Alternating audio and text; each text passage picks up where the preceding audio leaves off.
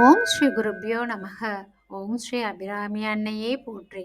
இப்போ நம்ம பார்க்க போகிறது அபிராமி அந்தாதியில் வர 89வது பாடல். இந்த பாடல் யோக சித்தி பெற சொல்ல வேண்டிய பாடல். இப்போ இந்த பாடலை பார்க்கலாம்.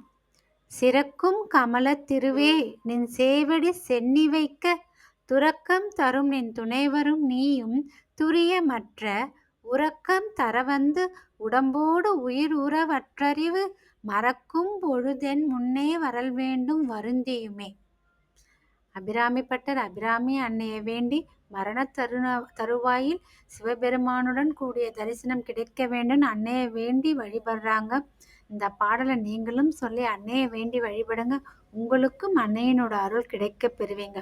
அபிராமி அந்தாதி பாடலை தினமும் பாடி அபிராமி அன்னையை வழிபட்டுவாங்க.